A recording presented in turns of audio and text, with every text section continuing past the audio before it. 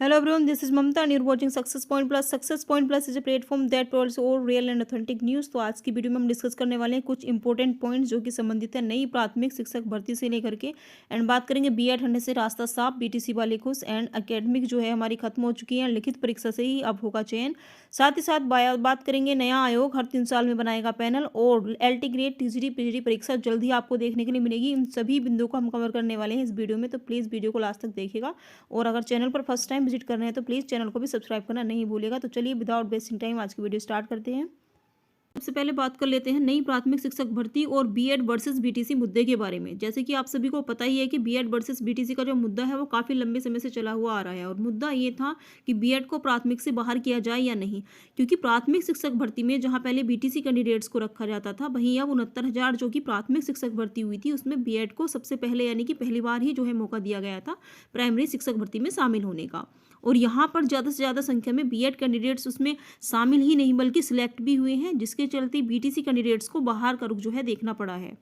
लेकिन इस साल की शुरुआत में जनवरी में ही बीएड वर्सेस बीटीसी मुद्दे को लेकर सुप्रीम कोर्ट ऑफ इंडिया में एक ऑर्डर जो है रिजर्व किया गया था और अगस्त में ये ऑर्डर जो है आया था कि बीएड को इतने लंबे समय के बाद में प्राथमिक शिक्षक भर्ती से बाहर कर दिया गया। बीएड कैंडिडेट्स के लिए एक बहुत बुरी खबर थी। इधर उत्तर प्रदेश में हाल ही में जो है बीएड को लेकर के एक और सुनवाई होती है और उस सुनवाई में हमें ये देखने के लिए मिलता है हाई कोर्ट ऑफ इलाहाबाद के द्वारा ये आदेश दिया जाता है कि एनसीटी के द्वारा जो कि 4 सितंबर की गाइडलाइन यानी कि जो विज्ञापन आया था उसकी गाइडलाइन को जो है फॉलो करने के लिए जो है गवर्नमेंट को कहा जाता है और उसी के संबंध में एक जानकारी हमें यहाँ पर देखने के लिए मिल रही है। देख लेते हैं आज की जानकारी। न्यूज़पेपर के माध्यम से बताया गया है कि सहायक शिक्षक भर्ती में बीएड अर्हता हटने से रास्ता साफ। बीटीसी वाले खुश हैं क्योंकि जो बीएड कैंडिडेट्स थी उनकी जो अर्हता थी उसको जो है यहाँ से हटा दिया गया है, यानी कि प्राइमरी शिक्षक भर्ती में अब बीएड वाले जो शामिल नहीं हो पाएंगे। और साथ ही साथ बताया गया है कि हाईकोर्ट ने राज्य सरकार को दिया एनसीटीई के पत्र के तहत कार्यवाही करने का आदेश। क्या है पूरा मामला पढ़ लेते हैं। इलाहाबाद हाईकोर्ट की लखनऊ पीठ ने राज्य सरकार को प्राथमिक स्कूलों के सहायक शिक्षकों की भर्ती में बीएड अर्हता हटाने को लेकर राष्ट्रीय अध्यापक शिक्षा परिषद यानी कि एनसीटीई के पत्र पर जल्द ही निर्णय लेकर कार्रवाई करने का आदेश दिया है। हाईकोर्ट के इस आदेश से प्रदेश में सहायक शिक्षकों की अर्हता में से बीएड को हटाने का रास्ता जो है साफ हो गया है और न्यायमूर्ति ए.आर. मसूदी और न्यायमूर्ति ओम प्रकाश शुक्ल की खंडपीठ ने यह आदेश श्याम बाबू व अन्य अभ्यर्थियों की 312 जो याचिकाएं थी उन पर जो है दिया है।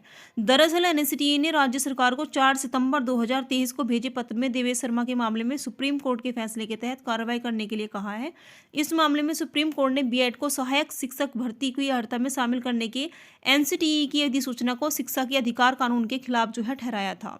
तो ये पूरा मामला है जो कि मैं पहले भी आपको जो है बता चुकी हूँ। तो यहाँ पर जो है बीएड की अर्हता को जो है प्राथमिक शिक्षक भर्ती से हटाने के लिए जो है साफ साफ बोल दिया गया है। चलते हैं नेक्स्ट अपडेट की तरफ। कहते हैं हम नए शिक्षा सेवा आयोग की। तो जैसे कि आप सभी को पता ही है कि नए शिक्षा सेवा आयोग जो है बनकर तैयार हो चुका है और अब सभी जो भर्तियां होंगी, चाहे वो आपकी टीजीटी हो, चाहे पीजीटी हो, चाहे एलटी ग्रेड भर्ती हो, चाहे हम प्राथमिक शिक्षक भर्ती की बात कर रहे हैं, यहाँ पर सभी शिक्षक भर्तियों को अब नए शिक्षा आयोग के द्वारा जो है संपन्न जो है कराया जाएगा। और नए शिक्षा सेवा आयोग के द्वारा जो नियमावली बताई गई है उसमें जो है एकेडमिक को लगभग खत्म कर दिया गया है और लिखित परीक्षा से ही जो है चयन होना है। कल की वीडियो में मैंने आपको बताया था।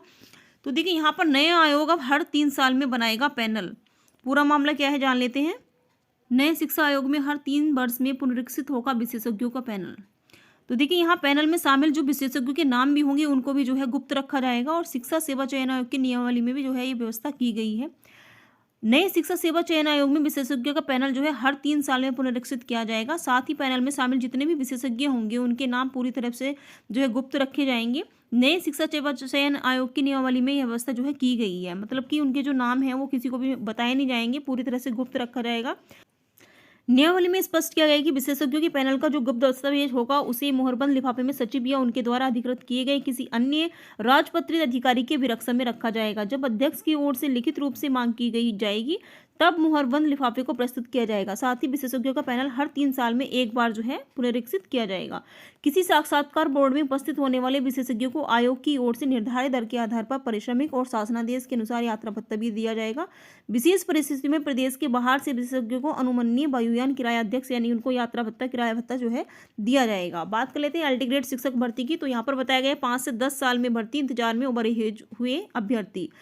तो देखिए ये जो है एलटी ग्रेड शिक्षक भर्ती का मामला है जो कि आपको पिछले वर्ष, अगर मैं बात करूँ पिछली भर्ती के बारे में, तो वो आपको 2013 में देखने के लिए मिली थी और 2013 से अभी तक यानी कि 10 साल बाद भी 2023 में भी नई भर्ती का विज्ञापन जो है जारी किया गया था, लेकिन परीक्षा अभी तक नहीं हो पाई है।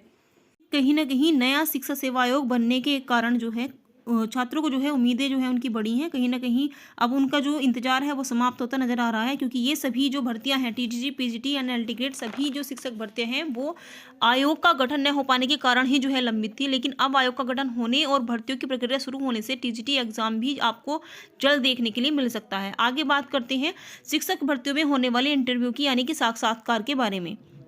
नए शिक्षा सेवा आयोग की नियमावली के माध्यम से बताया गया है कि अब जो अभ्यर्थी हैं उनका जो चयन किया जाएगा शिक्षक भर्तियों में, वो आपका जो है सुपर टेट या फिर आपका जो इंटरव्यू है उसके आधार पर किया जाएगा, यानी कि लिखित परीक्षा के आधार पर किया जाएगा और इंटरव्यू के आधार पर किया जाएगा। लेकिन लिखित परीक्षा के जो मार्क्स होंगे वो उसमें 90% होंगे, जबकि 10% जो है वो आपका साक्षात्कार के मार्क्स में जो है जो साक्षात्कार के मार्क्स है 10% उसको जो है इंक्लूड किया जाएगा। तो साक्षात्कार में कम से कम 40 पे अधिकतम 90% जो है इसमें अंक आपको मिलेंगे। शिक्षकों व अनुदेशकों की भर्ती प्रक्रिया में लिखित परीक्षा के आधार पर साक्षात्कार के लिए आमंत्रित अभ्यर्थियों को अनिवार्य रूप से न्यूनतम 40% और अधिकतम जो है 90% तक जो है अंक इसमें दिए जाएंगे। शिक्षकों की भर्ती के लिए गठित शिक्षा सेवा चयन आयोग की नियमावली में इसका जो है उल्लेख किया गया है। शिक्षा सेवा चयन आयोग बेसिक, माध्यमिक और उच्च शिक्षा से लेकर, यानी कि सभी में, चाहे वो आपका जो बेसिक हो, चाहे माध्यमिक हो, चाहे उच्च शिक्षा हो, सभी व्यावसायिक शिक्षा के अनुदेशकों तथा सहायता प्राप्त अल्पसंख्यक कॉलेजों के शिक्षकों की भर्ती के लिए परीक्षा जो है आयोजित करेगा।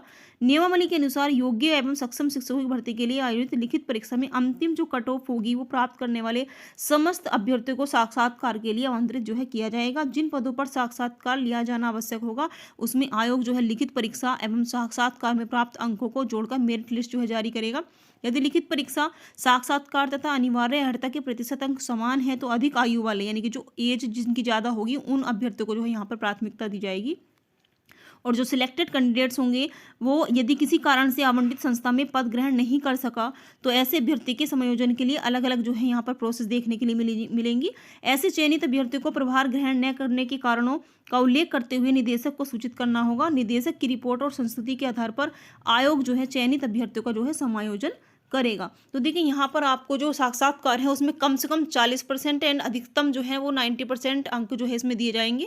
और ये जो है शिक्षक भर्ती के लिए जो आयोग गठित किया गया है उसमें जो है नियमावली में बताया गया है। तो शिक्षक भर्तियों में साक्षात्कार का होना कहाँ तक सही है या कहाँ तक गलत है, ये आप कमेंट सेक्शन में लिख करके बता सकते हैं। For watching this video.